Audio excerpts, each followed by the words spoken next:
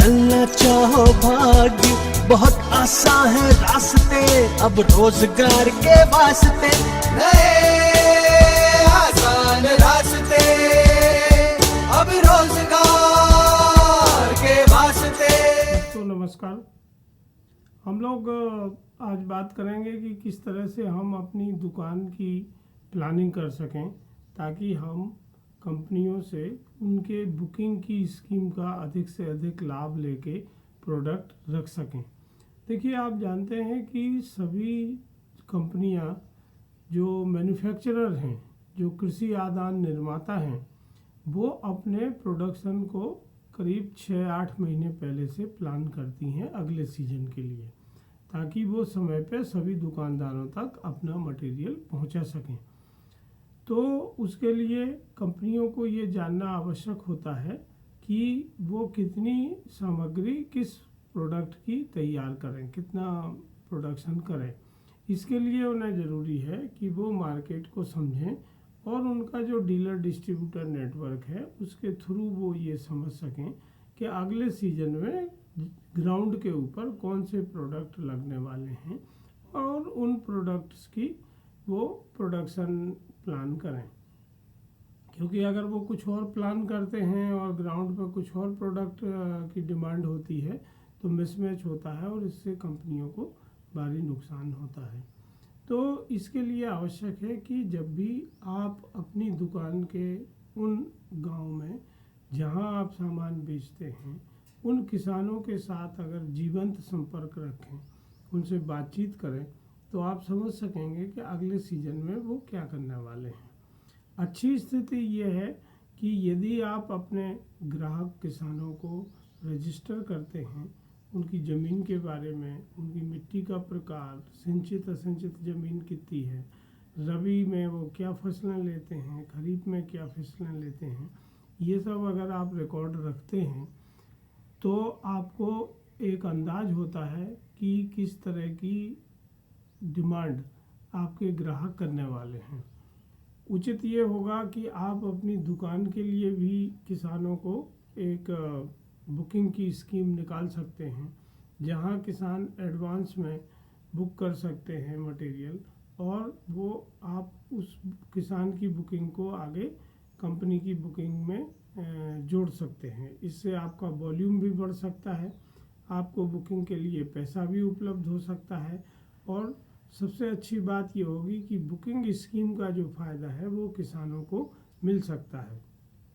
देखिए, अभी जो कंपनियों मैन्युफैक्चरर्स बुकिंग की स्कीम निकालती हैं उसका फ़ायदा केवल होलसेलर और जो डिस्ट्रीब्यूटर्स हैं उनको ही मिलता है, क्योंकि वो बुकिंग में पार्टिसिपेट करते हैं और जो डिस्काउंट आते हैं वो फिर अपने पास रख के प्रोडक्ट को आगे बढ़ाते हैं।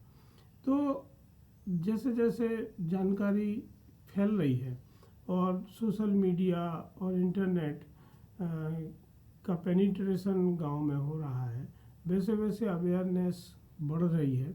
तो मैं चाहूँगा कि आप लोग भी अपने व्यवसाय में इन तकनीकों का उपयोग करें और ये तकनीकें फ्री है। जैसे आपने अभी भी अपने मोबाइल फ़ोन में अपने ग्राहकों के नंबर सेव किए हैं, पर उनके साथ कोई एक कॉमन शब्द नहीं रखा है। तो जब आप उनका ग्रुप बनाना चाहते हैं तो उनको आपको एक एक करके ढूंढना पड़ता है। यदि आप उसके नाम के आगे कस्टमर लिख दें और जब आप सर्च में जाएं और कस्टमर शब्द डालें तो आप देखेंगे कि आपका मोबाइल जितने कस्टमर नाम से फ़ोन सेव हैं उसमें आपको दिख जाएंगे। तो करना क्या है कि जो व्यक्ति है उसका नाम लिखिए, गांव का नाम लिखिए और अंत में लिखिए कस्टमर। तो इससे आप अपना ग्रुप आसानी से बना सकते हैं। आप व्हाट्सएप ग्रुप बना सकते हैं। व्हाट्सएप ने अभी बहुत सारे बैन कर दिए हैं कि आप 5 लोगों से ज़्यादा किसी को मैसेज फॉरवर्ड नहीं कर सकते हैं। और व्हाट्सएप का एक और फीचर है ब्रॉडकास्ट। तो ब्रॉडकास्ट में जब आप जाते हैं, जो व्हाट्सएप की स्क्रीन होती है उसमें आप देखेंगे कि बाएं ऊपर की तरफ ब्रॉडकास्ट आता है और नीचे आता है क्रिएट लिस्ट। तो आप ब्रॉडकास्ट में जाके क्लिक करेंगे और नीचे क्रिएट लिस्ट में जाके क्लिक करेंगे तो वहाँ से आप ऊपर सर्च में जाके कस्टमर शब्द लिखेंगे तो जितने फ़ोन नंबरों पर कस्टमर शब्द आया हुआ है वो सब फ़ोन नंबर वहाँ आ जाते हैं। आप उनको टिक करते जाइए और इस ग्रुप में लगभग 255 के आसपास लोगों को आप ला सकते हैं। तो एक ग्रुप में 255 के कस्टमर आपके आ सकते हैं।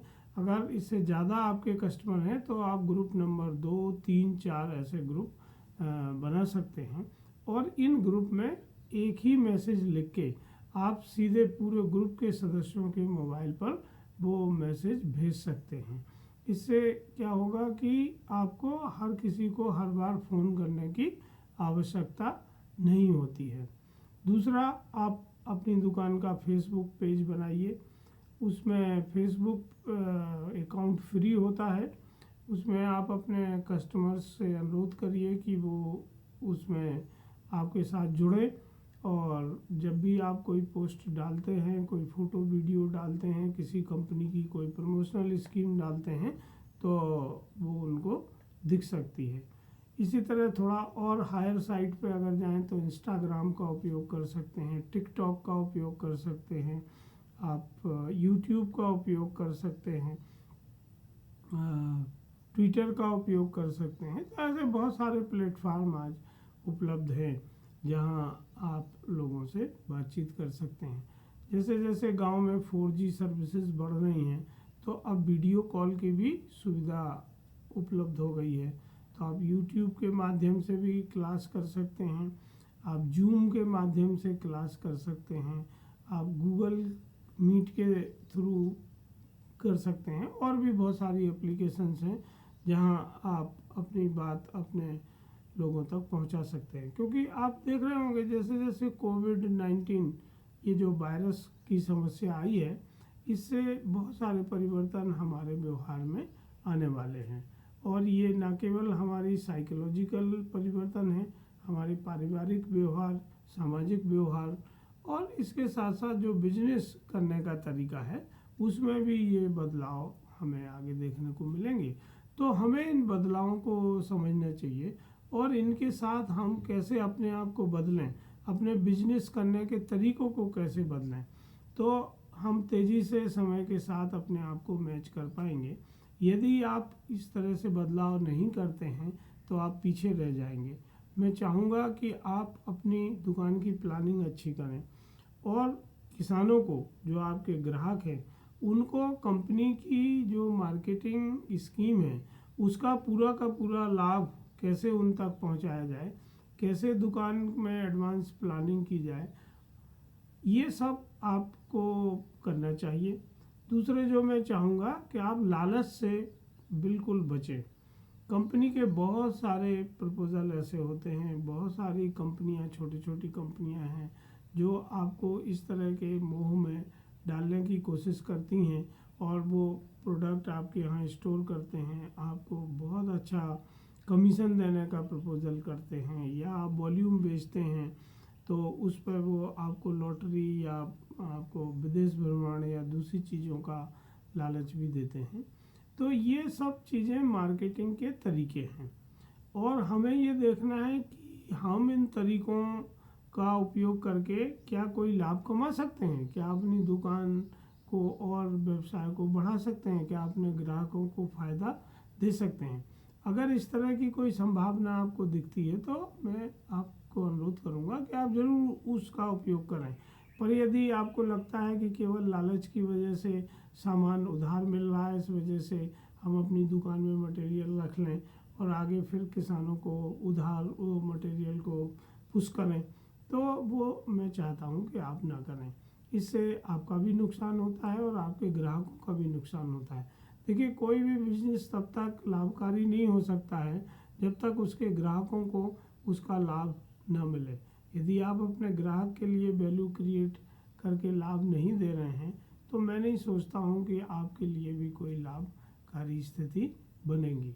तो हमें कोविड-19 के बाद बिजनेस के तरीक़ों को बदलना होगा, तकनीकी के उपयोग को बढ़ाना होगा और एडवांस प्लानिंग करना होगी, तो हम बेहतर बिजनेस कर पाएंगे। धन्यवाद।